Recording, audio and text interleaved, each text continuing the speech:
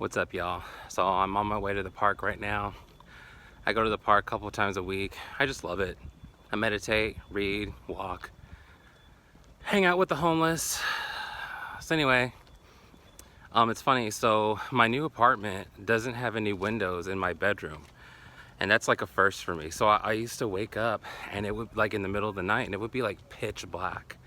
Like I wouldn't be able to see anything, and it was basically like a sensory deprivation chamber for me. And so I would wake up freaking out, and so I eventually got a nightlight. But I'm on this spiritual journey right now, so I decided to actually turn off my nightlight. My nightlight, isn't that funny? And so just kind of try to muscle through it, the sensory deprivation, because it kind of freaks you out when you wake up at 2-3 in the morning and it's like pitch fucking black. Even when it's nighttime, at least with a window, there's some light, even if it's faint. So anyway, and it's funny because I was really wanting to see Jesus, and the only real experiences, I've had in seeing Jesus was in those darkest hours, hold on.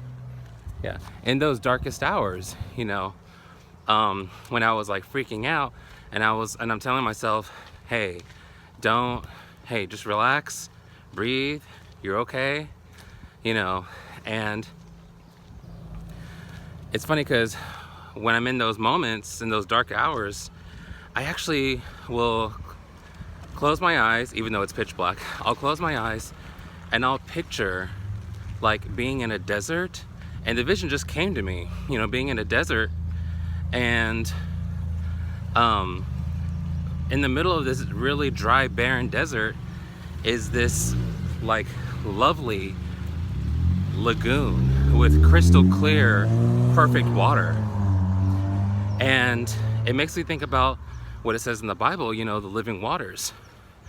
So I imagine myself drinking it, and I literally just feel better. And I feel like so far that is Jesus,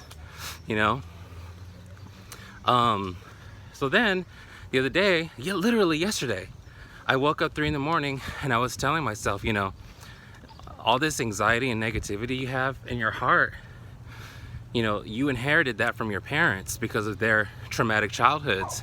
And I was telling myself, hey, this isn't yours to inherit. I'm gonna let go of this. I'm gonna relinquish it.